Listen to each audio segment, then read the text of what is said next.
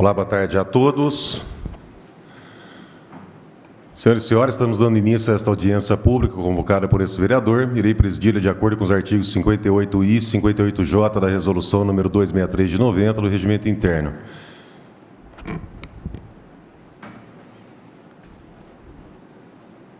Esse vereador, com base na sua imunidade e inviolabilidade parlamentar pelo princípio da simetria constitucional nos termos do artigo 53 da Constituição Federal, invoco a proteção de Deus a todos os participantes nesta Câmara Municipal, dando início aos trabalhos desta audiência no dia 10 de dezembro de 2024, às 14h11. Lembramos que, nos termos do parágrafo 2º do artigo 58J do Regimento Interno, iremos encerrar até às 17h11. Presente este vereador, Eduardo Borgo. Eu vou ler o ofício que foi encaminhado aos convocados e convidados. Excelentíssimo senhor presidente, ofício 26/2024, excelentíssimo senhor presidente da Câmara Municipal de Bauru, Vanderlei Rodrigues Júnior, vem pelo presente solicitar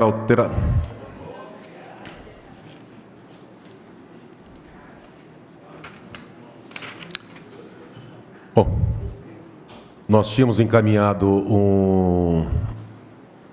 o convite e pedimos a alteração da data. Essa reunião, essa audiência pública, em princípio, estava agendada para o dia 20 de dezembro, porém, a pedido do secretário de Finanças, o senhor Everton Basílio, pediu alteração para esta data.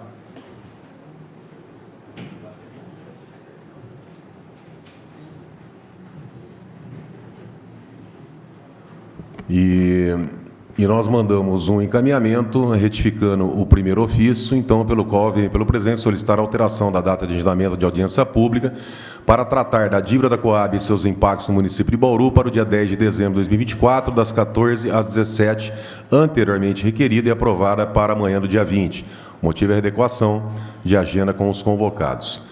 Referida audiência justifica-se pelo fato da Coab de Bauru ser devedora de aproximadamente 1 bilhão junto à iniciativa privada. Esta dívida está sendo executada e pode ter como consequência a responsabilização do município de Bauru, além de outros municípios que compõem o quadro societário da empresa. Assim, chamamos a presente audiência pública para discutir os efeitos dessa dívida e as providências que o município está adotando. Deverão ser convocados Everson Demarque, diretor-presidente da Coab, Vinícius Mac Campos, advogado responsável pelo departamento jurídico da Coab, Leonardo Marcari, chefe de gabinete, Everton de Araújo do Basílio, secretário de Finanças. Serão convidados prefeita Suelen Silva Rosim, presidente da Câmara, Vanderlei Rodrigues Júnior, presidente da Caixa Econômica Federal, superintendente regional da Caixa Econômica Federal, gerente regional da Caixa Econômica Federal, acionistas da Coab de Bauru, Daniel Alonso, prefeito municipal de Marília, André Cozan Lemos, prefeito municipal de Dracena, Diego Henrique Singolani Costa, prefeito municipal de Santa Cruz do Rio Pardo, Major Jorge Luiz Dias, prefeito municipal de Piratininga, Dr. Fernando Macelli Helene, promotor de justiça, Marcos Pontes, senador. Por fim, pedimos a transmissão desta audiência pela TV Câmara. Obrigado, Tiago. Vereador Marcos Antônio de Souza mandou um ofício, o qual irei ler agora, ofício 224/2024, 9 de dezembro de 2024. Pelo presente solicitamos seja justificada a nossa ausência na reunião pública sobre a dívida da Coab e seus impactos no município de Bauru, a ser realizada no dia 10 de dezembro de 2024, às 9 horas, por iniciativa do vereador Eduardo Penteado Borgos. Salientamos que, por motivo de compromissos assumidos anteriormente, que não puderam ser reagendados, não poderemos comparecer. Sem outro especial motivo, subscrevemos com protesto de admiração e apreço. A prefeita municipal de Bauru também nos encaminha um ofício datado de 9 de dezembro de 2024, ao senhor presidente, em resposta ao ofício DAL-SPL-PM 32624, solicitando audiência pública no dia 10 de 2024, às 14 horas, para tratar do assunto dívida da Coab de Habitação Popular, dívida da Companhia de Habitação Popular de Bauru, Coab, seus impactos no município de Bauru. De acordo com o parlamentar, o encontro justifica pelo fato da Coab de Bauru ser devedora de aproximadamente 1 bilhão junto à iniciativa privada.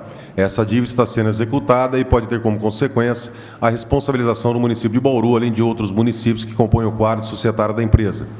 Venho, por meio deste, justificar minha ausência e quaisquer esclarecimentos serão prestados pelos secretários das pastas convocados para audiência. Sendo só para o momento, subscrevo apresentando meus protestos de elevada estima e consideração, sem mais atenciosamente, prefeita municipal Suelen Silva Rosim.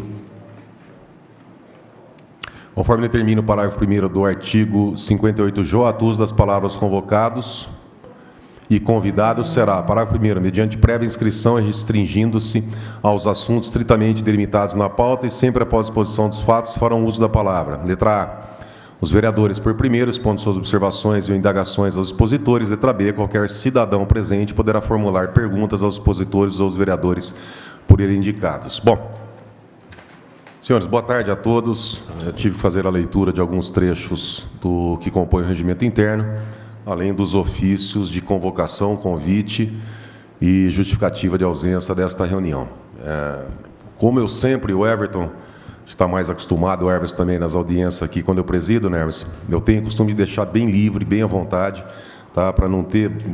Acho que quanto mais formalidade a gente tem, a gente prejudica mais o resultado que nós buscamos. É uma pena que uma audiência tão importante para o município de Bauru tenha tão poucos interessados em participar. Tá? Essa casa aqui deveria estar lotada com os prefeitos, acionistas da região, mas acho que esse é o motivo de chamar essa audiência, porque um dos casos tem uma dívida de R$1 bilhão e parece que ninguém tem interesse, ninguém fala nada. A coisa está sendo levada assim, e aqui, esse plenário vazio demonstra que a decisão de chamar essa audiência foi acertada para a gente dar essa exposição. Tá? Das dívidas, o Everson, eu vou aproveitar aqui.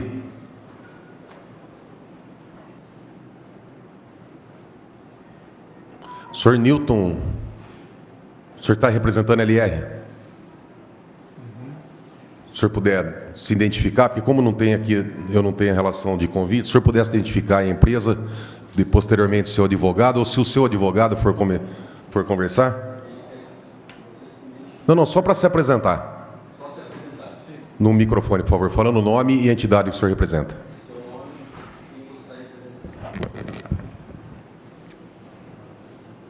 Newton Ribeiro Filho, representante da consultora LR. Estou aqui mais como um cidadão bauruense indignado com essa dívida que é injusta para a cidade de Bauru. Doutor? Senhor. Bom, sou Milton, sou advogado e estou representando o escritório do Dr. Colombo, que são os advogados do processo judicial onde se consolidou essa obrigação de pagar. Doutor, acho que se o senhor me permitir, eu vou começar perguntando para o senhor, doutor Milton. O senhor advoga, né, essa ação de R$1 bilhão em relação à LR, o senhor advoga nessa ação? O senhor tem conhecimento desses fatos? Eu tenho conhecimento dos fatos, porque eu fui advogado da Coab por vários anos e acompanhei ela quando o doutor Tourinho era advogado dela. O senhor poderia, então, começar a audiência já fazendo uma explanação, passando para a gente? Eu vou direto nessa dívida, aproveitando que tem um representante da LR aqui, pelo valor vultoso que nós temos da dívida do município. Se o senhor puder já passar para a gente um resumo, ou o que o senhor tiver, nós temos 3 horas de audiência para a gente conversar. Se o senhor puder, o senhor tem a palavra. Se tiver alguma apresentação, algum documento, nós temos aqui o computador, tem o microfone aqui do lado. Você pode auxiliar lá? Vai lá.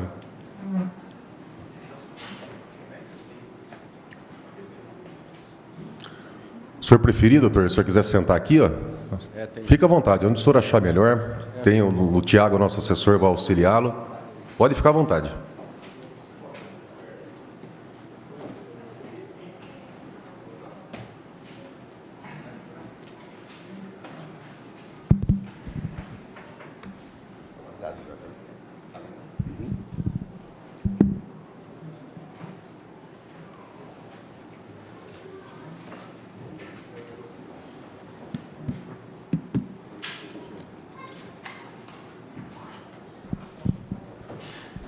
Boa tarde a todos. Acho que inicialmente a gente pode fazer uma introdução a respeito, e depois a própria Coab fazer uma complementação ou contrapor eventual divergência a respeito da contratação, como que se deu a contratação da Coab e, posteriormente, da construtora, né? Então, lá nos anos de 90, no cumprimento do Plano Nacional de Habitação, era disponibilizado dinheiro através do Fundo de Garantia para as Coabs fazerem a construção dos núcleos habitacionais, né? Então, a Coab ela contratou em 91, especificamente esse contrato de São Manuel, em 91, ela fez a contratação, um contrato de mútuo, e depois, por sua vez, a Coab fez a contratação, através de um processo licitatório, das construtoras que iam fazer a construção dos núcleos, né? Esse contrato ele é um contrato peculiar, porque, assim, embora seja um contrato de mútuo, ele não é um contrato autônomo. Por quê? Porque o próprio contrato Caixa Econômica com a Coab, ele já prevê um objetivo. Para quê? Para a construção daqueles núcleos, daquele núcleo, né, em específico no São Manuel, para tantas casas, e esses desembolsos eles iam sendo feitos conforme as medições e as aprovações, tanto da Coab quanto da Caixa Econômica Federal. Tá? Então, aí se consolida a parte contratual dele. Tá? Embora sejam dois contratos, eles não são contratos, como eu disse, não são contratos autônomos. Existe uma vinculação de fato e uma vinculação formal e uma vinculação até jurídica, entendeu? Porque um não subsiste sem o outro, certo? Aí, em 2000, assim, mais especificamente em 92, houve assim uma liberação de aprovação de liberação de verbas para a construção de núcleos mais do que estava realmente contingenciado no Fundo de Garantia, certo? Então, começou a haver umas restrições de liberação para pagamento. Então, como não tinha que pagar todas as construtoras no Brasil inteiro, então eles iam pagando por partes, certo?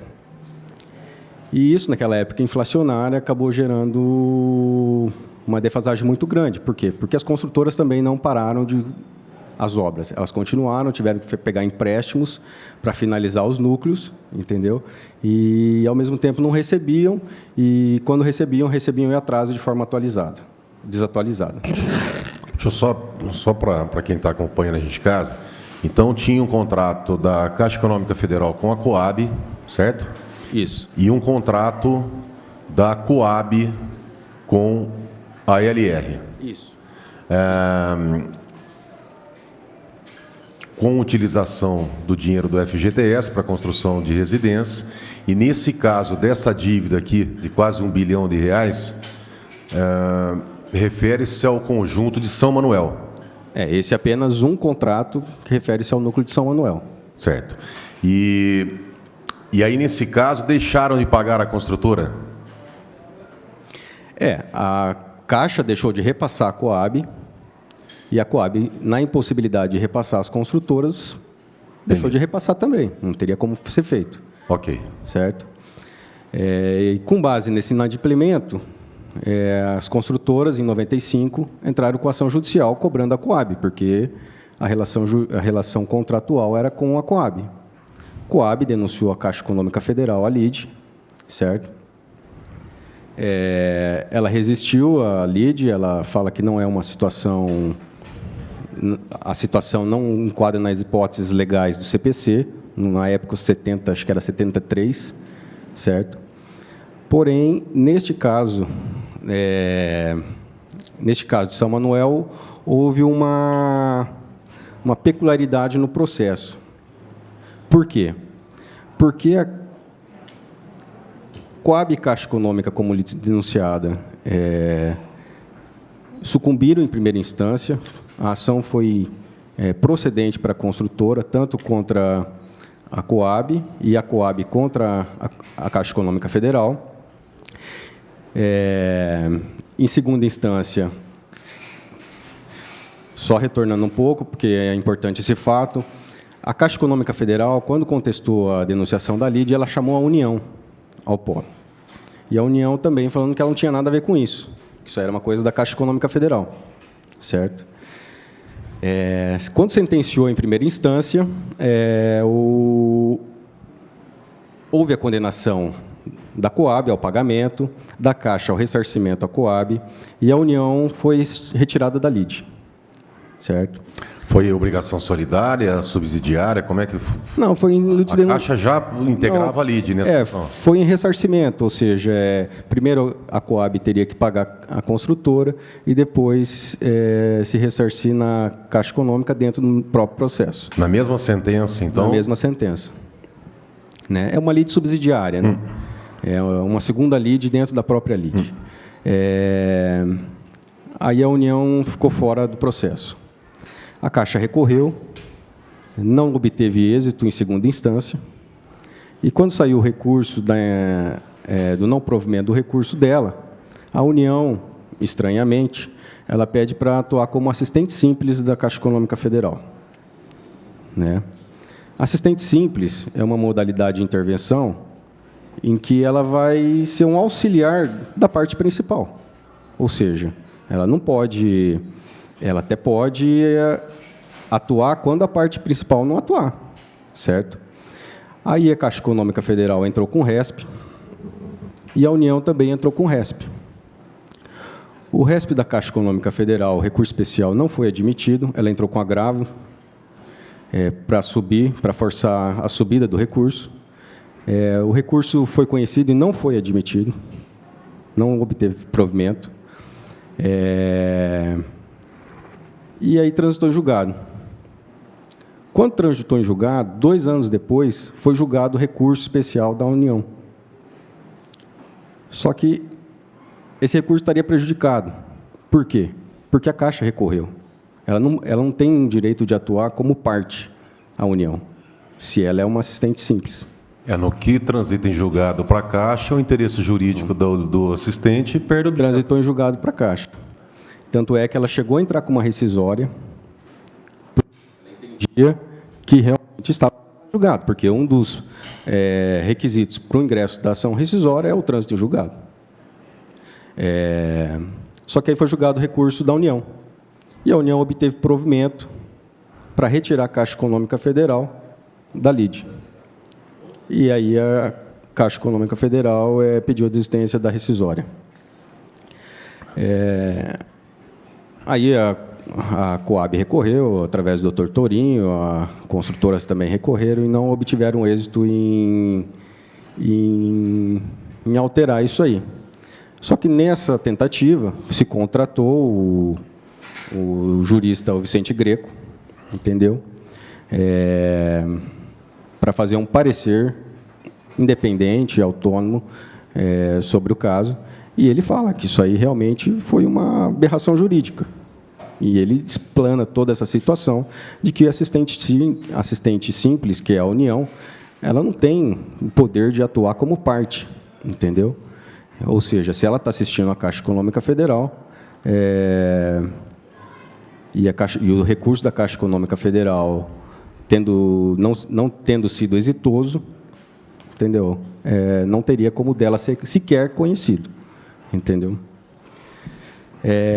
Depois, em recurso especial, tentou-se recurso especial para levar essa questão ao STF. O ministro Toffoli também foi voto divergente da maioria, e ele também explanou essa situação, trazendo essa situação peculiar em que excluiu a Caixa Econômica Federal da lei subsidiária. Né? Juridicamente, certo? É um resumo sobre a questão processual. Agora está em cumprimento de sentença, né? Cumprimento de sentença definitivo, ou seja, consolidou-se essa obrigação, salvo engano, atinge a cifra de, acho que quase 1 bilhão, entendeu? E essa responsabilidade agora, no momento, atualmente, está toda sobre a Coab. Acho que é mais ou menos isso. Eu vou perguntando, o Everton. Eu só Claro. Eu não sei se o senhor Newton ele quer fazer alguma explanação a respeito da questão. Quer, Newton? Pode ficar à vontade. Pode ser. Eu quero dizer, complementando ali o que o advogado Milton Garcia explanou muito bem, que a União, como assistente simples, não cabe mais a função dela. Então foi uma aberração jurídica isso. Porque quando termina o processo transitor julgado, não existe mais a função do assistente simples. Então foi uma manobra que a Caixa fez junto com a União para passar essa dívida injustamente para a cidade de Bauru. É um absurdo. Agora, o que nos fica absurdado é que a Caixa Econômica acha muito pagar 1 bilhão de dívida. Há 30 anos isso. A juros de 1%. Agora ela não fala que ela ganhou 1 trilhão. Vou repetir, 1 trilhão com dinheiro da construtora só numa obra. Ela ficou sem pagar, usou esse dinheiro e recebeu todas as casas que foram entregues o dinheiro durante 30 anos. Então, é um absurdo isso, essa dívida vir para Bauru. Eu quero que os vereadores, prefeito da cidade chamem a Caixa e converse com ela, porque é um absurdo, esse julgamento foi uma aberração e não pode continuar essa dívida para Bauru, porque a prefeitura vai pagar, a Coab está pagando e não é justo. É isso que eu tinha que falar. Senhor, só uma pergunta. Quando a Coab parou de pagar a LR, quanto que ela pagou? Tem um percentual, tem um número exato de quanto tinha sido pago, o que ficou devendo? O perito judicial apurou 37% de todas as obras. 37% pago pela Coab, certo? Não, ela não pagou esses 37%. A Coab e a Caixa. A Coab não tinha como pagar, porque a Caixa não passava o dinheiro para ela. Não. Eu falei a Coab porque o contrato direto era com a Coab. Mas então, do empreendimento de São Manuel foi pago 37%? Não, 67% foi pago, 37% não foi pago. Ficou devendo então 37%? Ficou devendo 37% do conjunto de São Manuel, que gerou essa dívida aí de 1 bilhão, porque é muito tempo, né? 30 anos. Esse 37% que ficou em haver, que não pagou, o senhor lembra a época quanto que correspondia? Qual que era esse valor na época? Não lembro. Não, apurado pela Justiça, pelo perito, 7 milhões. 7 milhões. Na época era 7 milhões? Mais ou menos 7 milhões na época. E esses 7 milhões que virou um bi? Vira um bi. Certo. Esses 7 milhões mesmo virou um tri para a Caixa Econômica Federal.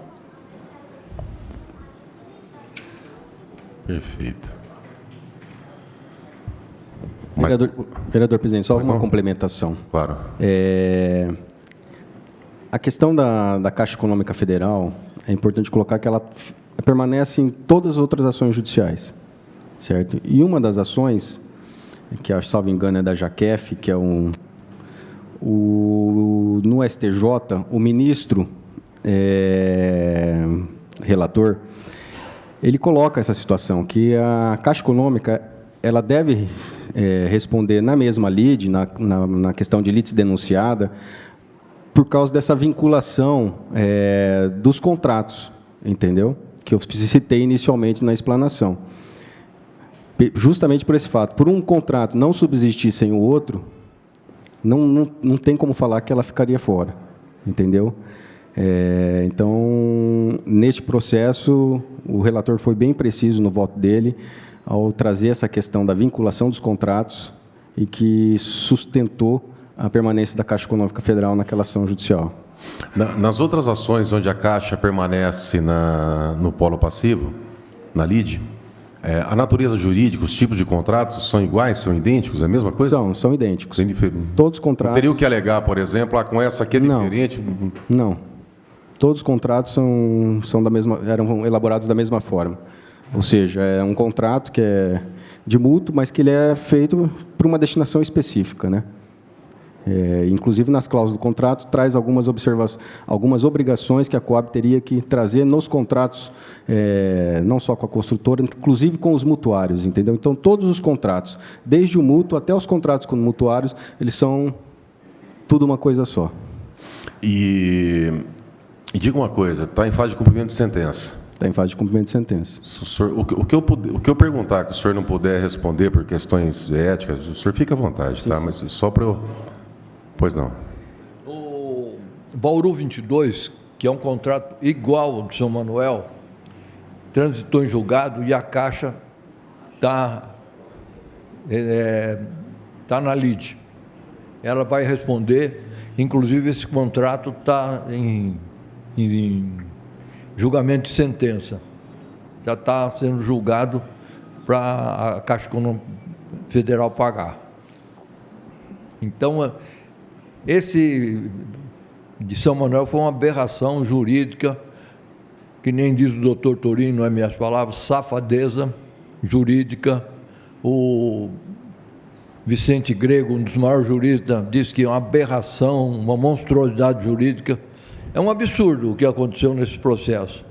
Então, acho que, sei lá, eu sou prefeito, eu sento com o presidente da Caixa, olha o que está acontecendo, não pode existir isso. Eu acho que eles têm que ter um bom senso. E a Coab tem uma coisa que até hoje eu não entendi, a Coab tem um CAFO para receber desses valores. Ela tem também dinheiro para receber. O CAFO é uma taxa de administração que a Coab recebe para administrar essas obras. Ela tem dinheiro para receber. Eu acho que se fizer um confronto de conta, eu acho que ainda esses 300 milhões aí que a Coab deve para a Caixa, eu acho que a Caixa ainda está devendo para a Coab. E, doutor, quais as medidas, que fase que está o processo de cumprimento de sentença? Tem penhora, tem bloqueio judicial da constrição da Coab? O município de Bauru responde por isso, pelas dívidas da Coab? Qual que é a fase que está do cumprimento de sentença? Onde eu quero chegar? Qual é o risco final para a população de Bauru? Como eu disse no início, eu não sou advogado do processo, mas para participar da audiência eu fiz a análise integral do processo e não vejo que é uma falta de ética eu comentar. Muito obrigado. Ela está em fase de cumprimento de sentença. Tem os imóveis da Coab que foram penhorados. Alguns já foram levados a leilão, arrematados. Acho que outros estão sendo levados a leilão agora, salvo engano. Então, está nessa fase. Tá? De expropriação dos bens para fazer frente ao montante que deve. Mas isso em relação à Coab, ainda não entraram contra o município? Não contra o município ainda não. Perfeito. O vereador Borgo, é o seguinte, por enquanto, é só estar respondendo a Coab. A hora que ela ficar insolvente, aí a prefeitura vai responder e pagar. Com certeza ela vai pagar. Se ninguém tomar providências, a prefeitura de Bauru vai ter problema sério para pagar. O Everson, bom, você quer fazer uma apresentação, quer ir já direto no tema? Porque eu acho que isso aqui é um dos mais importantes que tem. Fica à vontade, se quiser complementar alguma coisa, se quiser esclarecer alguma coisa, a gente vai levantando questionamentos em cima disso, mas fica à vontade. Tá. Boa tarde, vereador, doutor Milton, chefe de gabinete, secretário de Finanças, os demais presentes aí. Eu acho que a apresentação, vereador, não tem necessidade porque nós trabalhamos com uma forma mais abrangente, mais ampla, né, das dívidas e pelo que eu entendi, é com relação somente à LR, né? E nós tivemos É, e- a apresentação pela comissão intrapartidária agora, Isso, da mesma apresentação. mesma coisa. E o Dr. Milton expôs, assim, eu acho que num contexto bem claro, o que de fato aconteceu no processo, né? Então, quanto a isso, a gente não tem dúvida nenhuma e não tem nada a complementar. Ninguém melhor que o Dr. Milton para falar sobre o assunto. O total da dívida da Coab, quanto que a Coab deve hoje? Se fosse fechar as portas e pagar todo mundo, qual que era o valor final da dívida da Coab? Se a gente pegar as dívidas, as principais dívidas, né, que são as maiores, em torno de 5 bi. Não, mas se pegar tudo, maior, menor, do meio, tudo. Agora, tudo. as dívidas com as construtoras, nós não temos ela atualizada, porque nós temos esses valores em processo. Então, de acordo com o que vai passando o tempo, esses valores vão se alterando. Então, o que a gente tem apropriado em balanço gira em torno de 2 bi a dívida com as construtoras. Não é só a LR, tem outras construtoras também. E conforme o próprio doutor falou, nós temos processos onde a Coab está sozinha no processo, ficou sozinha no processo, o caso da LR e da San Carlo.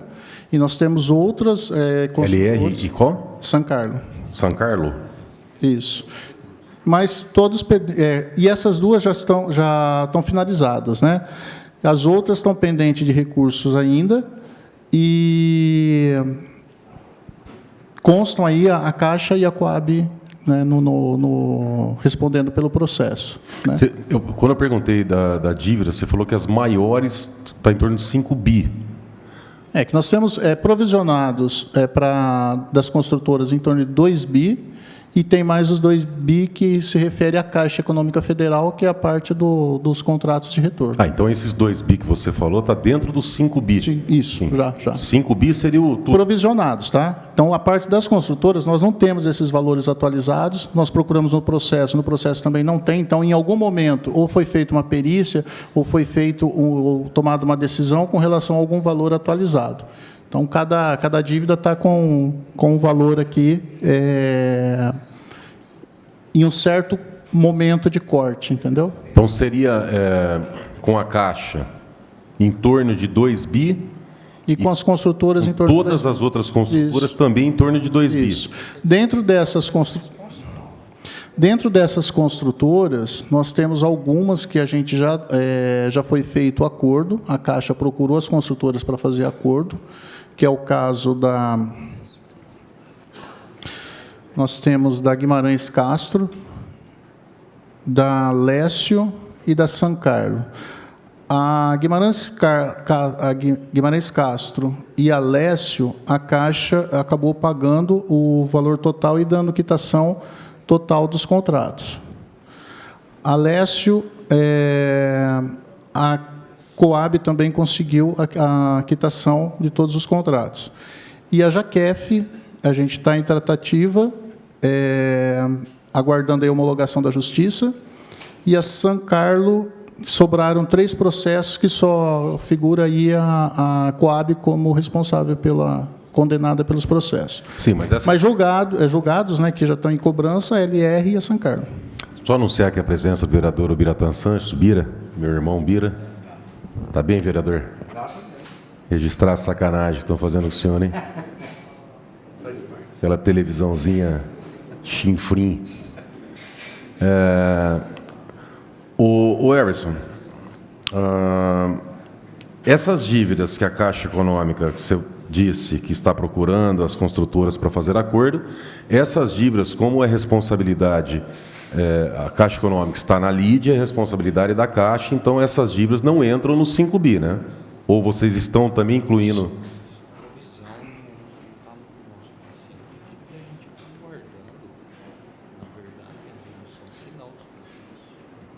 É isso que eu estou falando. É um provisionamento que nós temos, uma previsão dessas dívidas, né, desse valor. Ele pode ser maior ou pode ser também julgado que a Coab não tenha responsabilidade sobre esse processo. Mas a Caixa está procurando negociação com relação às construtoras que ela tem algum processo onde ela está tramitando lá e ela está fazendo parte desse processo como responsável. Sim, mas então vocês estão provisionando dívida que está sendo paga pela Caixa Econômica Federal? Não. A gente está provisionando dívidas que a gente tem contra a Coab e com a Caixa também. Não é especificamente da Caixa, entendeu? A Coab está respondendo por um processo que ela pode ser condenada por aquela dívida, junto com a Caixa ou sozinha. A gente está provisionando. Sem decisão, vocês estão colocando sem decisão, como... Entendi. isso. E nesse caso, então, sem decisão, sem trânsito em julgado, a Caixa mesmo assim está procurando para tentar acordo? Sim, são os 3 casos que nós temos aqui. Se, eu não sei se você tem condições de me dizer, se retirasse, porque se a Caixa está procurando as construtoras para fazer acordo, subentende-se que ela tem interesse em fazer, pode não sair acordo pelo percentual do acordo, pelo montante oferecido. Mas, pelo jeito, eles têm interesse, pelo menos, em buscar acordo. Se retirasse desses 5 bi, todo o valor aonde consta também a Caixa Econômica Federal no polo passivo, você tem ideia para quanto cairia a dívida da Coab? Vamos supor que a Caixa chegasse hoje nesses processos, onde ela figura no polo passivo da LIDE, e falasse assim, ó, paguei tudo. O que sobraria, além dos 2 bi, né, da Coab com a Caixa Econômica Federal, o que sobraria para pagar? Você fala que somente os processos são onde só consta a Coab, é isso? Isso. Ó, nós temos só da LR, um processo da LR e 3 processos da São Carlos. Em torno aí de... Não sei a atualização do processo. Da São Carlos, quanto que é? Da São Carlos, em torno de 34 milhões, mais ou menos. 34 milhões. Certo. Então, os únicos processos, as únicas dívidas que não tem a Caixa no polo passivo é LR e São Carlos. No momento, sim. Então, esse 950 milhões esse aqui, aí, ó, isso aqui, né? Aí tá aí, aqui é os valores. Cadê? Não, volta um antes. Acho que Esse aqui, ó, aqui tem as empreiteiras, né? Aqui foram os acordos feitos pela Coab Entendi. e que a Caixa tomou ação e pagou. E existem essas aqui que estão tramitando de forma judicial. É isso, doutor? Recurso pendente. Isso. Entendeu? Então, aqui Alguma pendência recursal que a gente considerou como não definida. Pelo que eu estou vendo aqui, valor provisionário, Construtora Guimarães Castro Limitada, 1 bilhão 178 milhões. Valor do acordo, 35 milhões, é isso? A Guimarães aceitou um acordo, então, de uma dívida consolidada.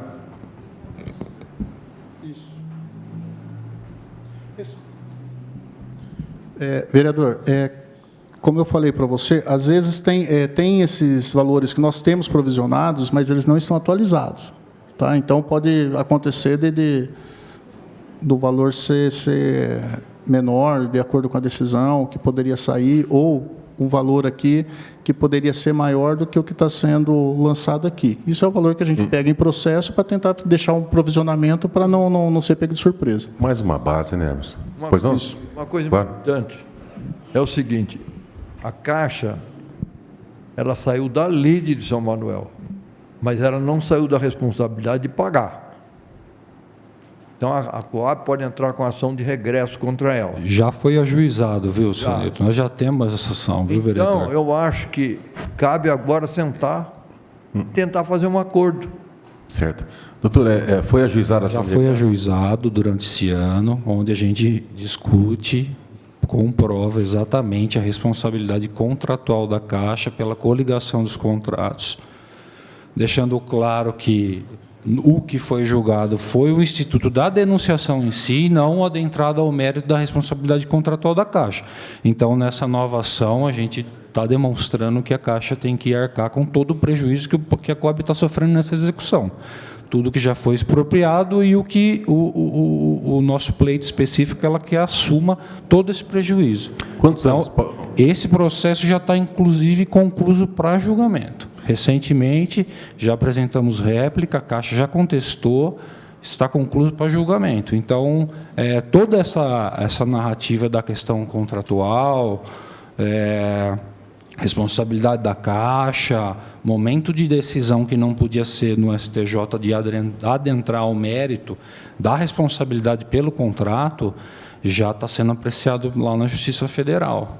Então, um resumo de tudo que foi falado aqui, a Coab já buscou, já temos um processo concluído para a sentença para estabelecer essa responsabilidade da Caixa de todo esse prejuízo que foi causado na questão do núcleo São Manuel 3. Qual o valor pleiteado, doutor?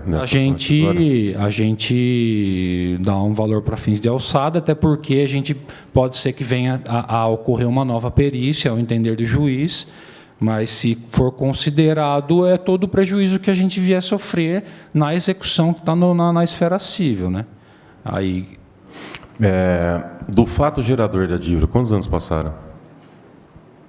Porque entrou só esse ano com essa ação? nós entramos tínhamos a ação rescisória em trâmite, né? Ela veio como último ato. Nós tivemos aí uma reclamação constitucional ainda dos antigos advogados visando o êxito da ação rescisória, a ação rescisória foi ajuizada quando do término da ação da LR. Então, a opção da época foi o ajuizamento da ação rescisória.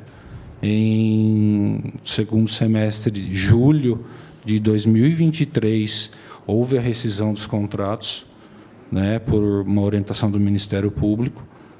O jurídico interno da Coab passa a acompanhar esses processos a partir de julho, estudando-se todos os casos, analisando documentos, e a gente entrou com a ação agora.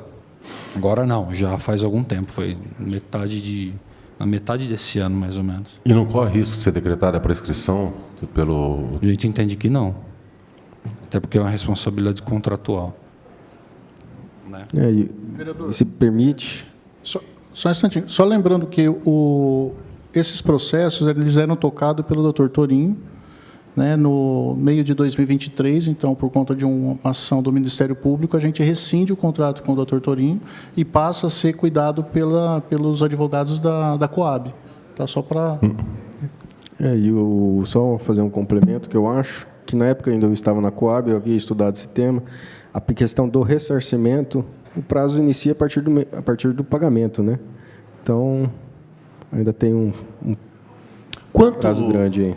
Quanto, nesse núcleo aqui, que eles estão passando para a gente, que tem essa dívida de 950 milhões, 1 bilhão, enfim, quem que recebe a prestação? O mutuário paga para quem?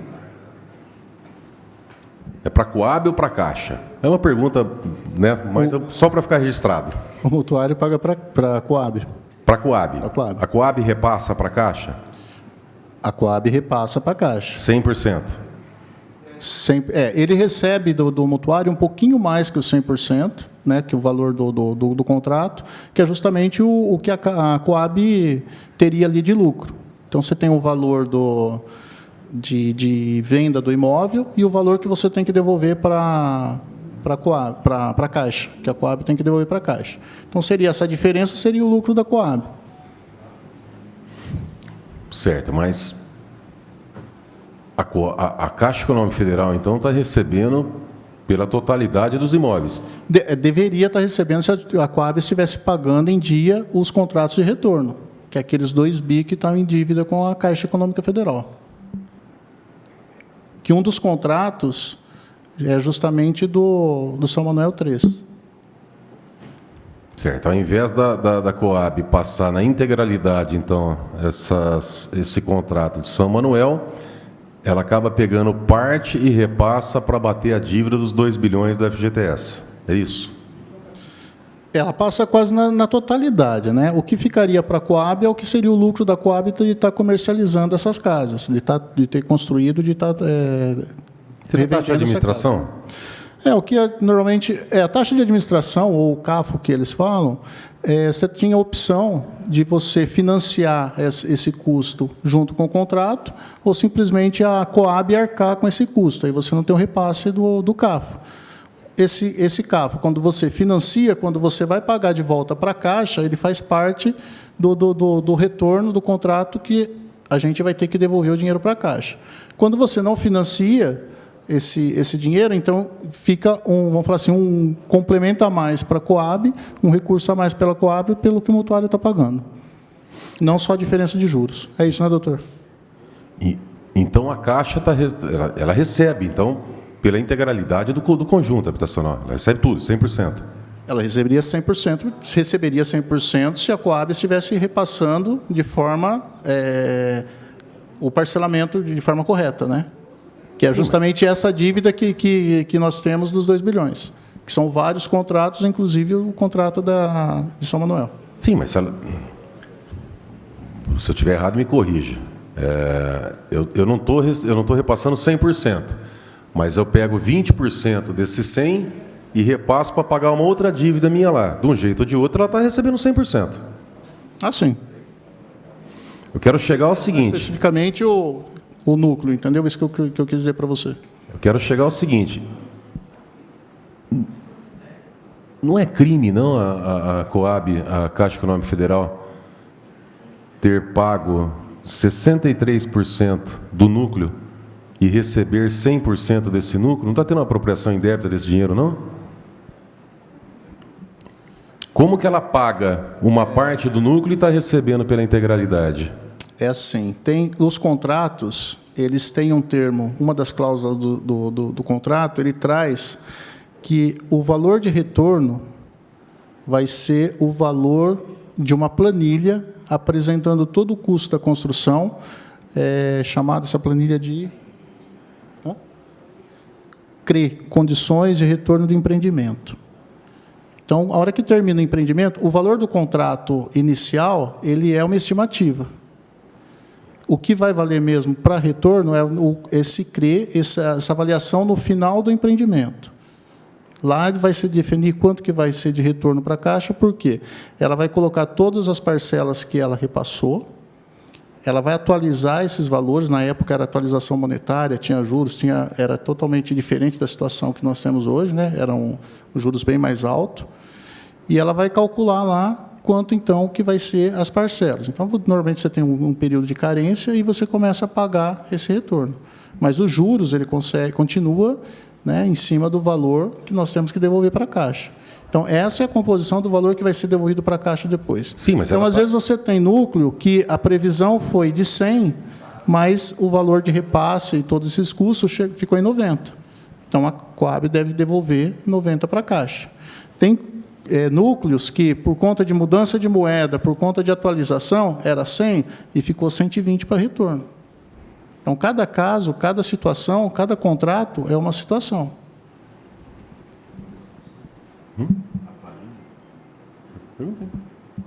É que se eu entendi, né?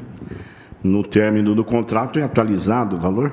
Aí por isso é atualizado o valor que foi efetivamente repassado para a Coab construir, é feito toda a atualização de acordo com as regras do contrato e calculado, então, qual que é o valor da parcela de retorno para a Caixa. Sim, mas a Caixa não está recebendo como se ela tivesse pago a integralidade do contrato?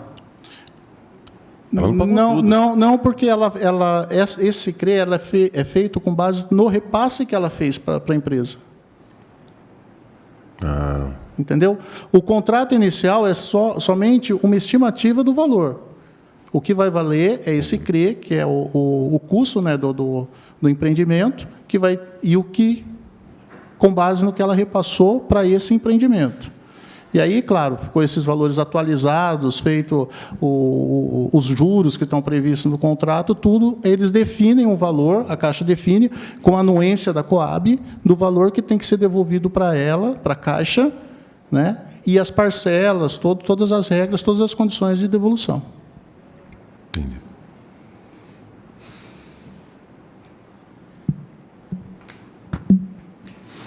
Esse caso dessa dívida, Everson, qual que é a possibilidade dessa dívida LR, de um BI? Qual que é a possibilidade da Prefeitura vir a ser responsabilizada e ter que pagar essa dívida?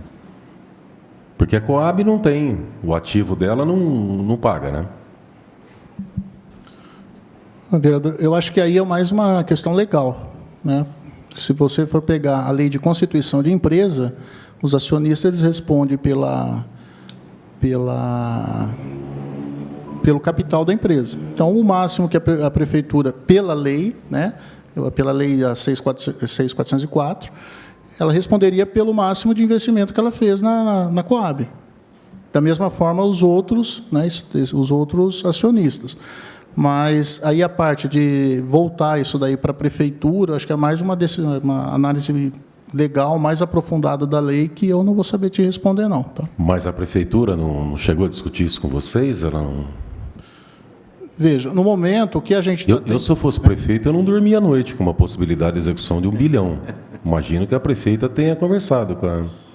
Sim, mas existe análise, tem o levantamento que está sendo feito, mas nós não temos nenhuma decisão, é assim ou não. Né? Tem vários tipos de interpretação com base aí Seu Nilton. nas decisões do... Com base aí nas decisões que se tem pelas decisões tomadas por juiz aí, alguma coisa assim. Não tem uma lei municipal que atrelou a responsabilidade da Coab ao município? A partir de 93. E nesse caso não vincula a Coab? Não, essa lei ela traz a responsabilidade da Coab, acho que é 93, né, André? Que é os contratos. Né? Só é depois de 93 essa lei. Então. Ela não vai retroagir a umas coisas que foram feitas lá atrás, né? Sim, mas o núcleo era de 92, não era? A inadimplência foi gerada, o fato gerador da dívida foi posterior à lei. Essa lei não vai obrigar o município a... Então, mas essa lei, ela autoriza, né, eu acho que o município a ser responsabilizado pelos contratos assinados a partir daquela data. Você me permite fazer Por favor, um esclarecimento? Essa lei municipal, vereador presidente, é específica para os contratos com a FGTS, não é isso, Everson? Das construtoras, penso que não atinge. Das construtoras, eu acho que vale o artigo 242 da 6404, que aí fala que o acionista controlador ele é responsável pelas obrigações da empresa. Então, Esse artigo foi revogado em 2002, tá? Em 2002. Aí vai entrar-se numa discussão, penso, se aplica ou não se aplica. Entendeu? Mas existia até 2002 esse dispositivo específico para as sociedades de economia mista, que as acionistas controladoras são responsáveis pelas obrigações.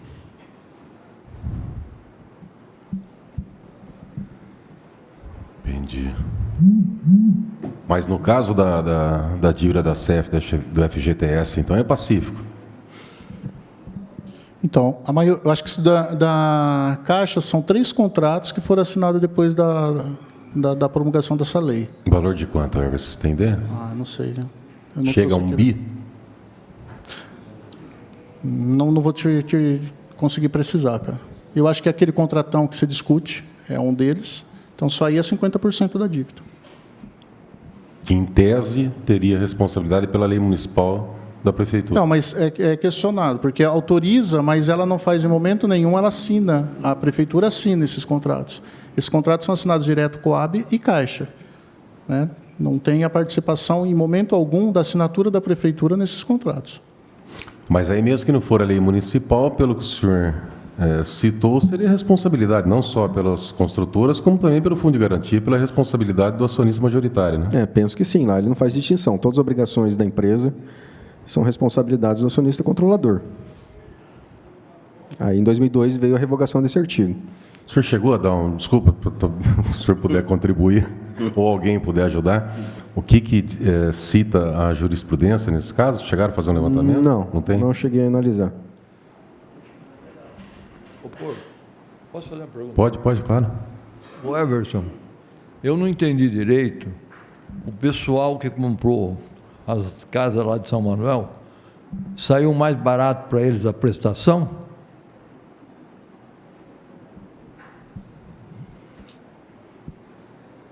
Porque nós fizemos 100%. A Caixa só pagou 67%. E o que eu entendi, não sei se eu entendi direito, você deu a entender que a casa ficou mais barata para os adquirentes. Não, seu Nilton, eu só estava explicando qual que era a forma que o contrato traz do cálculo do retorno para a Caixa. Tá? Eu Eu não sei se ficou mais barato ou mais caro para o mutuário. O que eu estou falando é que, quando você termina o contrato, o empreendimento, você finaliza o empreendimento, é feito o CRE. Né? Eu não sei, Sim, mas... Então, aí com base nesse CRE, que é definido o valor que a Coab tem que devolver para a Caixa. É com base nesse valor que é feito esse levantamento. Eu entendi, mas... E aí você tem o plano de comercialização... Como ela não pagou... Viu? Aí o senhor tem o plano de comercialização, que é o que vai ser de fato cobrado do mutuário. Tá? Então, são 2 documentos, um complementa o outro. Mas, por exemplo, o que eu estou entendendo é que não foi levado em conta o que a Caixa não pagou.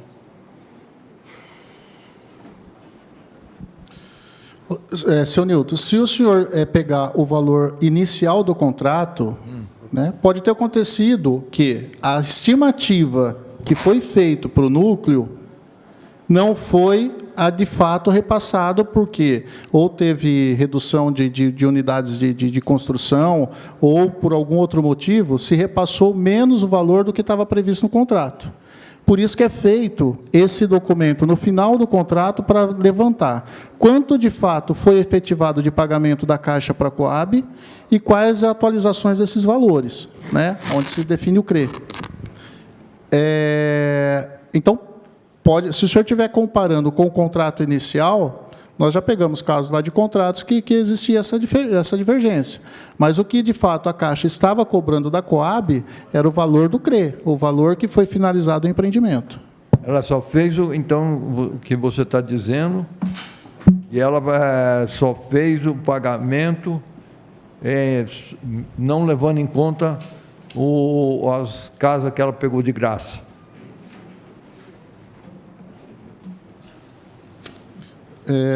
Seu Nilton, eu desconheço que a Caixa, no processo da Caixa pegar imóvel de graça, não tem conhecimento desse Mas, o Everton, eu entendi. Na verdade, o retorno que está tendo a Caixa Econômica Federal, que está sendo repassada, para ela é em cima do valor que foi investido, em cima do valor. Se ela tivesse gasto, por exemplo, os 37% a mais, ela teria um retorno maior hoje. Como ela gastou só 63% do contrato, pelo cálculo contratual, ela está recebendo um valor em cima desse investimento. Eu entendi. Sim, se fosse dessa forma, a gente estaria pagando 37% a mais nessa dívida aqui. Sim, aqui. É isso aí. O Nelson. De alimentar um pouco o debate, senão eu fico só com o procurador do seu Nilton aqui, com todo o respeito. Tem todo o direito de perguntar, mas transitou em julgado a ação dela, então vamos tentar evoluir, dele, né? Evoluir um pouco aqui. Everton, isso aqui é recente, é o dado que você trouxe aqui, mas é o mesmo da comissão interpartidária. A Guimarães Castro aqui tinha um valor provisionado de 1.178 bilhão, e o valor que a Caixa teria firmado aqui é 35 milhões. É só isso mesmo? Ou faltou zero aqui? É isso mesmo. Mas, como eu falei para vocês, esses valores valores que a gente tinha provisionados lá no nosso balanço, no nosso controle. Então, né? E foi feito o acordo por 35 milhões. Não, tudo bem. É que aí me faz perguntar, né, para efeito, inclusive o Bira, que era o presidente aqui, e felizmente ele continua na casa, ou seja, vai ter experiência relacionada a isso, o Borgo também está acompanhando pela comissão. De duas, uma, os valores provisionados estão completamente fora da realidade ou os credores estão, depois de anos, concordando em receber migalhas? Porque é 1.178 bilhão com um acordo de 35. Só para entender isso, se fosse o caso, seria necessário, então, a Coab, é uma pergunta, né, absolutamente sem fundamento, é só um questionamento, rever esta inscrição desse tanto, porque forma uma realidade de balanço, se eu estou enganado aqui, passivo para a Coab, completamente fora da realidade. Se eu estiver dentro da ignorância, não tem problema, eu faço questão de perguntar. Está dando 3% aqui. Eu tinha perguntado... Nelson, esses valores, veja, não são valores de balanço, tá? São valores provisionados que a gente utiliza como base para controle e de riscos para a empresa. Você inscreve quanto desse valor do balanço? Os valores de balanço vão para balanço depois de decisão. No caso da LR, nós temos aí no caso da LR, então, que já tem trânsito em julgado, estão inscritos uns 950 milhões lá? O caso da LR foi inscrito 78 milhões, que é o valor da dívida. Por quê? Essa dívida a gente fez uma proposta de acordo junto à Justiça, não foi aceito, e a gente está estudando outras propostas. Tá? Então, esse dado que eu estou entrando nesse mérito aqui, tudo bem. O valor de provisionamento que a gente considera aqui como suposta dívida da Coab, entendo os procedimentos aqui, lógico, eu estou falando que o Everson está administrando questões que foram formuladas lá nos anos 70 e 80, então ele está basicamente seguindo a regra do jogo, não estamos tratando aqui de responsabilidade, mas de entender um pouco mais o número perto da realidade. Salta aos olhos, evidentemente, quem nos acompanhou aqui, eu estou pensando em quem está lá fora, falar que nós temos um provisionamento de 1.178 bilhão, entendendo hiperinflação e todas as condições dos contratos da época, e a Caixa vir e fazer um acordo de 35 milhões. Ok. No caso da LR, então, a Coab, nesse ano, vai inscrever os 950 milhões, o que afundaria ainda mais em balanço a condição dela, que já é insolvente? Porque você está com trânsito em julgado, né, Nelson? Desde alguns anos. Já cumprimento de sentença. Inscrito a rigor. Até talvez o doutor Vinícius ele pode falar melhor, mas nós já entramos com a ação justamente para rever esse valor, né, e para não ter o prejuízo, para ter que lançar o prejuízo no balanço. Mas é trânsito em julgado. Está aqui, ó. Ajuizado de ação de reparação de danos, né, face à CEF. A gente está tentando o acordo com a empresa. Já tentamos, já protocolamos uma vez um acordo, a empresa não acatou. A gente está estudando, ver se tem outra forma de apresentar o acordo, e para evitar a obrigatoriedade de lançar esse valor no balanço. Desculpa a insistência aqui, eu acompanho o Coab um pouco de tempo, talvez um pouco mais de tempo do que o Everson ainda, porque só de Coab eu discuto há 30 anos a evolução que é o meu tempo de jornalismo.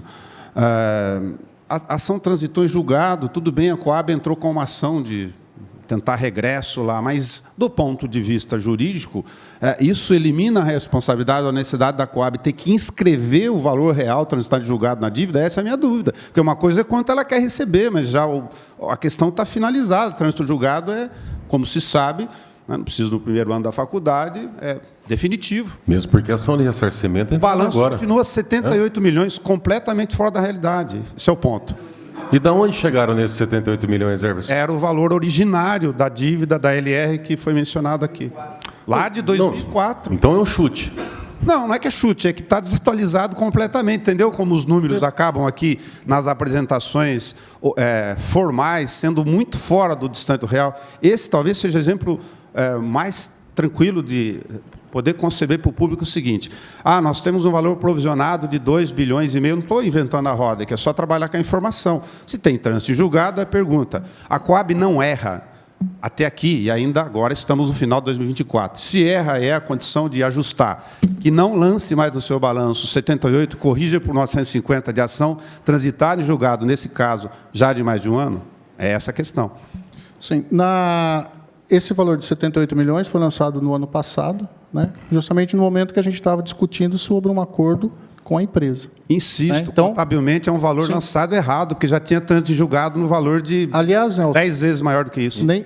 Esse valor nós colocamos de forma conservadora, sim, né, porque não constava também no balanço. Mas não é que é conservadora, me desculpe, em desacordo com a realidade, se você com o trânsito julgado. Tá, Nelson, mas a ideia foi, se você está discutindo um acordo, lança o valor da dívida original, pelo menos, para constar essa dívida, e a gente faz a atualização depois, de acordo com as decisões e a forma que vai se tratando a... Me desculpa, nome contábil eu poderia dar outro para essa natureza, mas como eu me autorizo, como Coab, a registrar 78 milhões, se eu tenho um trânsito julgado de 950 milhões? Eu vou usar uma palavra dura aqui, vou pedir licença para ela. Eu estou maquiando o balanço, porque o valor real é muito maior. Ou não vale o que o judiciário... Aliás, eu vou até além, me perdoa, mas eu entendo isso aí como uma fraude. Da mesma forma que o antigo contador Marcelo Alba, que trabalhou com isso aqui, foi questionado no Ministério Público, só como lembrança aqui, porque lançava valores futuros de eventuais impontualidades relacionadas a isso, e está lá no relatório do GAECO, me parece aqui completamente fora do padrão, para usar uma expressão bem tranquila, né, que você seja autorizado e o Conselho Administrativo, a Coab, todos os seus membros, registre depois de um trânsito julgado. Não é você só não, Everson, é os outros anteriores, porque o trânsito julgado é de 2017. Nós estamos em dezembro de 2024. Eu faço questão de registrar a audiência pública, porque na próxima prestação de contas da comissão interpartidária, que seja questionado isso da Coab em especial, porque não é que não me parece razoável, não parece legal fazer isso. Em resposta, após o trânsito, houve ação rescisória que visava o quê? Desconstituir o acórdão e a consequente responsabilidade da Coab. Essa discussão, como eu já disse, ela se perdurou até 2023, meados de 2023, quando esse recurso não veio a ter êxito e acabou, então, a ação rescisória. A partir desse momento, então, a gente ajuizou essa outra demanda. Mas a ação rescisória, doutor, sem efeito suspensivo, tem o poder de modificar o balanço é dívida consolidada. Aqui é a fase de execução. A ação rescisória, tudo bem, então ela vai lançar como possível crédito dela lá, o que também não o fez. Nesse caso, até equilibraria uma coisa com a outra. Quer dizer, nós perdemos, Coab, 2023 veio, começou a execução, um pouquinho antes, né?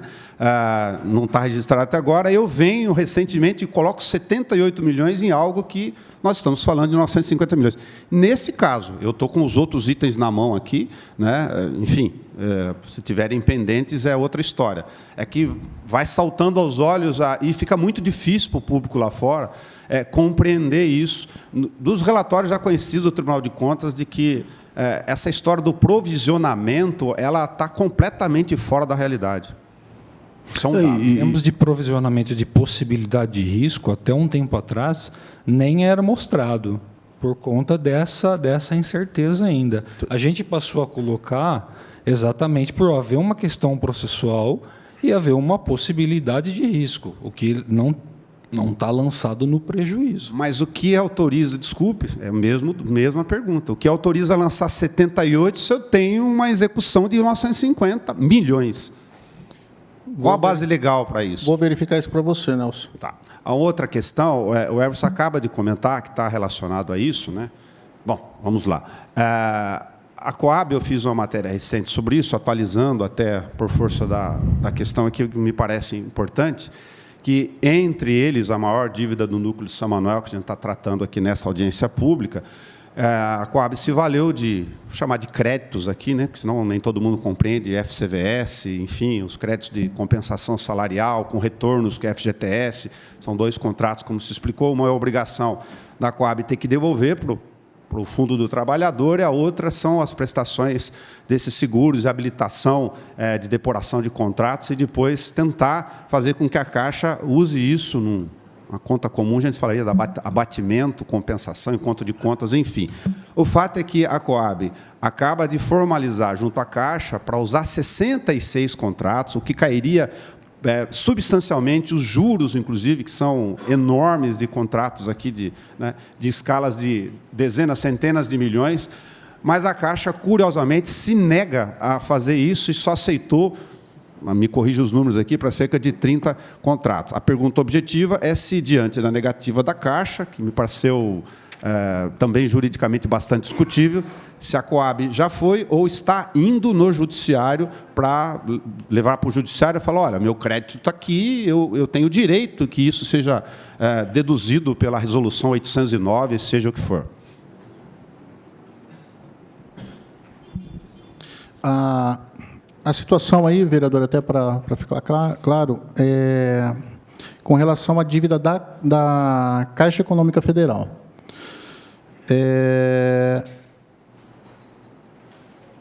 A Coab ela tinha que fazer o levantamento de títulos do FCVS para quitar parte dessa dívida que tem, né?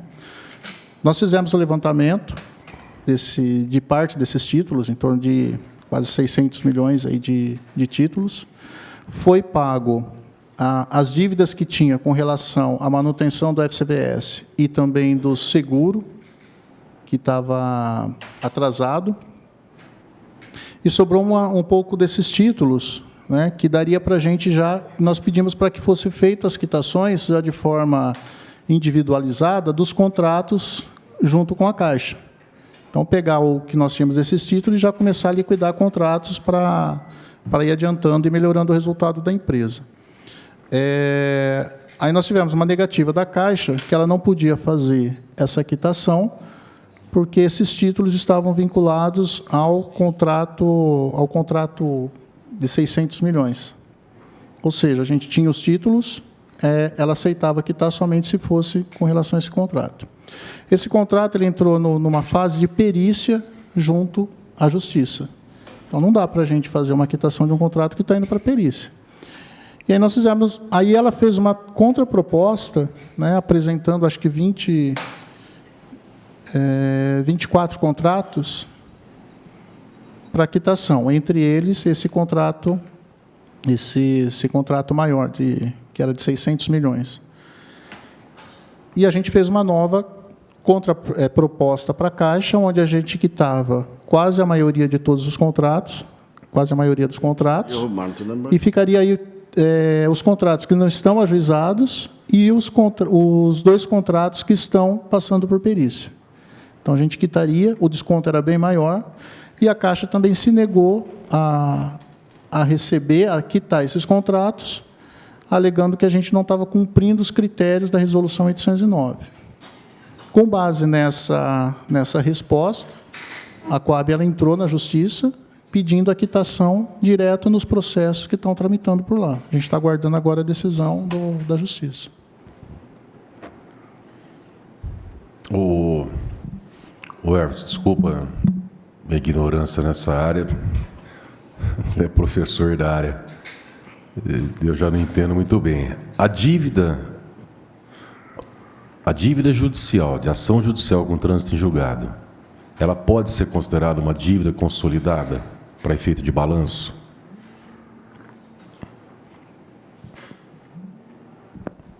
Eu acredito, não é minha área, tá? Minha área é economia, não é contabilidade nem direito. Mas eu acho que cada dívida você analisa da forma em que está o processo, o que você está decidindo, né, sobre a situação daquela dívida e como que foi essa decisão e o que você está fazendo para pagar essa dívida. Isso é minha parte de gestão, né? Agora, a parte contábil, a forma que tem que ser escrita isso, como que deve ser feita, quais são os critérios, quais são as normas, eu não sei te responder, tá? Por isso que a gente tem lá o pessoal da contabilidade. Como foi registrada essa dívida agora? Eu estou falando para vocês, elas foram registradas somente agora. Não havia sido registrado antes? Eu acredito que tem alguma justificativa aí para não ter esse registro ocorrido anteriormente. Tá? Mas não é achismo meu. Eu não tenho a técnica contábil para falar se pode ou se não pode, com relação à dívida dos 78 milhões. Tá? O que o Nelson perguntou agora é com relação à dívida da Caixa. Tá? Você sabe dizer se essa dívida provisionada, se ela entra no balanço, esse provisionamento? Ou não? É controle interno? Controle interno.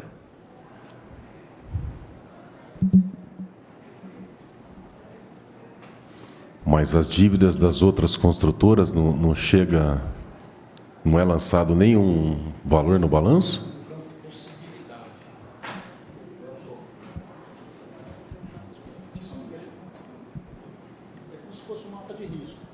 Entendi. Registrado, você faz o controle dessas dívidas conforme vai tomando-se a decisão, né, conforme vai saindo as decisões, aí você vai verificando a forma de que forma que você vai tratá-las dentro desse mapa de risco.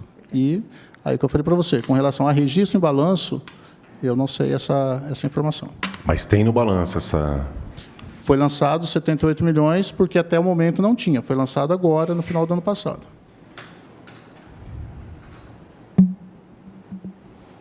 Não, sim, mas estou dizendo as outras. Essa de 78 milhões foi lançada agora. E as outras... As demais aqui que não tem decisão, não, nenhuma tem. É um controle, um mapa de risco que a empresa tem com relação a essas dívidas. Pode acontecer e a gente pode, né, ter que assumir.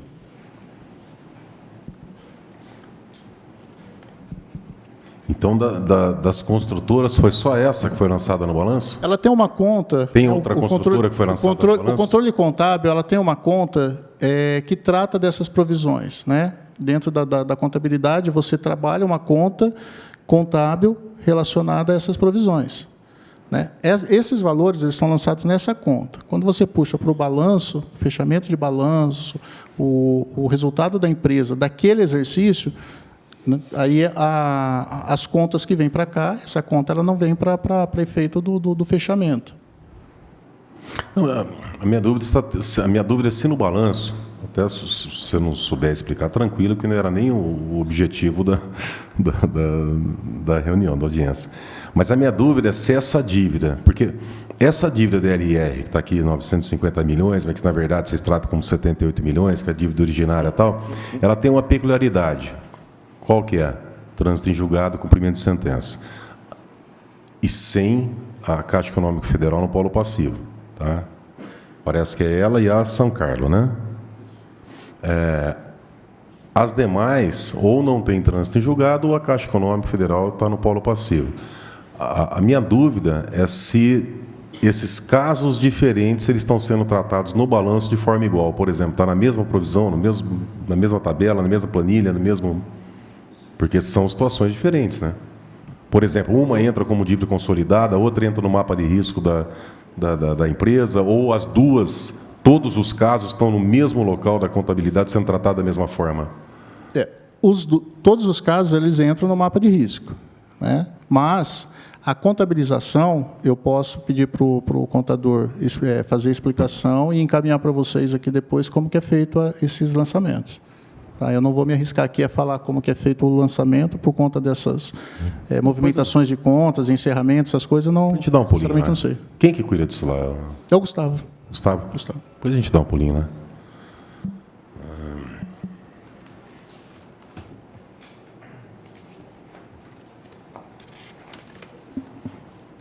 Tem uma dúvida, o Emerson. Acho que eu já perguntei isso para você uma vez. A questão do seguro que está devendo à Caixa Econômica Federal faz parte daquele valor subtraído pela outra administração? Esse valor que não foi repassado da Coab à Caixa Econômica Federal, que hoje é cobrado. Esse valor não foi repassado por quê? Faz parte do valor subtraído ou... Quando eu fui para a Coab, não sei falar para você da ligação se era o valor que se tirava, dizendo que era quitação ou não. Sei que nós devíamos 125 milhões, 125 milhões e 500, mais ou menos, de seguro, que foi pago quando nós conseguimos esse levantamento dos títulos do FCVS. Então, hoje não tem dívida da Coab com a Caixa Econômica Federal de seguros. Já foi quitado. Era isso que impedia a quitação daquelas ações judiciais que tem, Everson? Porque tem bastante gente que reclama, poxa, tem um seguro da casa da Coab, acho que no Geisel tem bastante ações... Tecnológica, Bira? Tem também. São situações que pode não ser a mesma, tá? Às vezes a pessoa ela tem algum problema com a casa, alguma avaria na casa, o fato dela pagar o seguro, ela procura a seguradora para receber. Então, não tem o envolvimento da Coab aí. Ela pagou o seguro, a seguradora tem que receber. E algumas seguradoras, então, precisam entrar na justiça para receber esse dinheiro. É uma situação. Outra situação é, por exemplo, se o mutuário falece. Ele precisa quitar aquele imóvel. Então, aí, quem que vai quitar esse imóvel? A seguradora ela tem que pagar a Caixa para quitar esse imóvel e liberar a hipoteca para o mutuário. Então, quando você está com a parcela atrasada, nesse caso aqui que estava atrasado para a Caixa, você tinha o problema da liberação da hipoteca nesses casos, nesse sinistro, por exemplo, de morte. Então, aí a pessoa, nós verificamos lá que às vezes a Coab quitava esse imóvel para a Caixa para poder emitir a liberação da TLH e para eles poderem fazer a transferência, toda a documentação. Então, são situações diferentes, né? Quando é o mutuário com a seguradora e quando ocorreu alguma coisa e precisa quitar o imóvel por conta do falecimento, por exemplo, da pessoa. Ué, deixa eu fazer uma pergunta também que não... Agradecer a gentileza. Posso fazer uma pergunta? Claro. Só para eu entender também.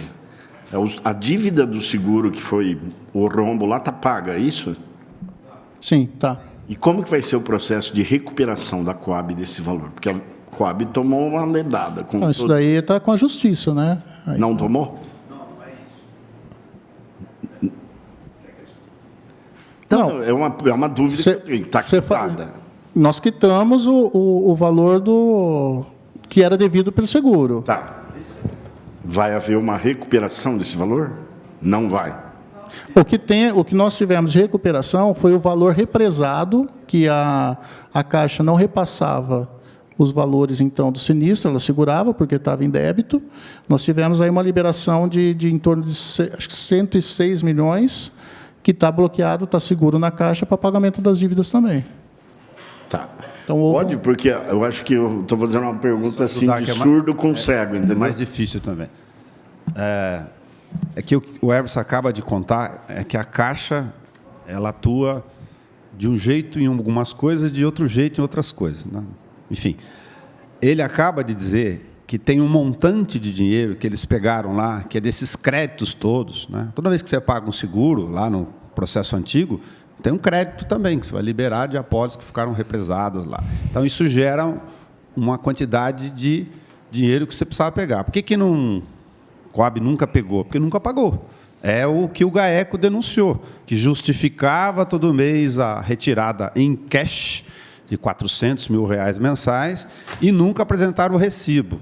E o mesmo contador que lançava crédito futuro da FCVS para reduzir dívida, está lá no processo do GAECO, ele não apresentava o recibo, porque não existe, né, segundo o GAECO, desses valores de seguros. O que eles fizeram agora?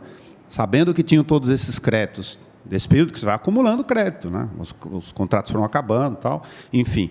O que era do seguro, 125, 140 milhões, enfim, mais de 100, a Coab quita com uma parte dos créditos que ela tinha. Sobrou um saldo. Aí ela virou para a Caixa e falou o seguinte, olha, esse saldo aqui, dos 90 e poucos contratos meus, dá para derrubar 66, salvo engano. Por que interessava?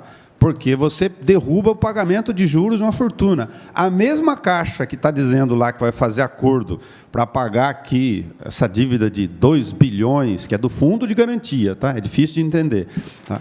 E que está aqui do lado, com taxa de pontualidade, vai cair para 350, é a Caixa que acaba de negar, aqui administrativamente para a Coab, o uso da resolução, ela tem as razões dela, é complicado juridicamente, para poder abater, porque ela está dizendo lá em outras palavras, embora não tenha escrito isso, que contrato de fundo de FCVS tem uma regulação jurídica. O Milton me ajuda aqui, que é especialista, vou aprendendo. Contrato de FGTS tem outra regulação jurídica, tudo lá do passado. No caso do seguro, você fica com a impressão de que se a gente pagou o seguro, não, é um seguro como outro qualquer, como você paga de carro, aí usando uma linguagem muito simplista. Então, nesse caso, você não tem crédito do seguro, você está pagando a dívida que você devia ter pago. Só que, em função de você ter acertado esse crédito, aquilo que estava represado lá, nas funções de contrato, você acaba utilizando para outras operações. Já recebeu, na linguagem comum do dia a dia.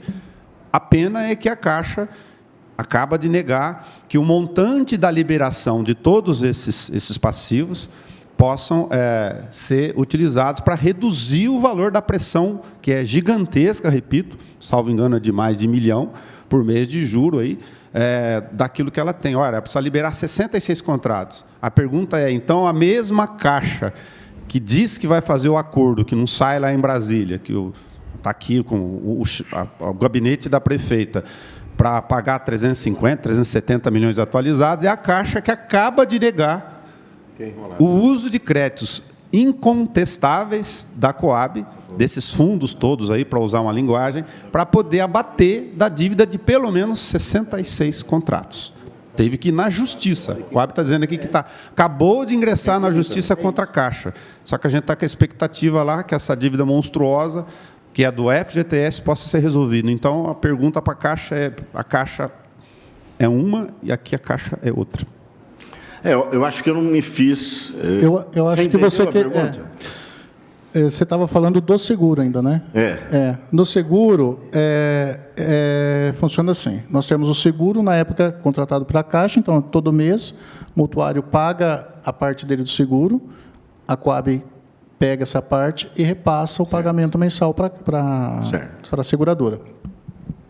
Como estava em atraso esse seguro, toda vez que ocorreram os sinistros, né, a pessoa faleceu e precisava quitar a casa. O que a Coab fazia? A Coab quitava a casa dela para poder liberar a TLH. Certo.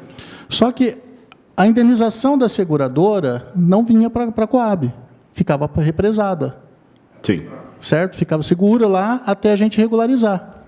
Quando nós pagamos esse valor dessa dívida, então a seguradora, no caso, era a Caixa, nesse momento, ela libera os recursos, mas deixa vinculado a um contrato para quitação desses 2 bi lá. Então, a gente recebeu uma diferença aí de valor, né, desses sinistros que estavam represados pela seguradora, e já que ficou atrelado aos contratos que tem que ser pago do FGTS.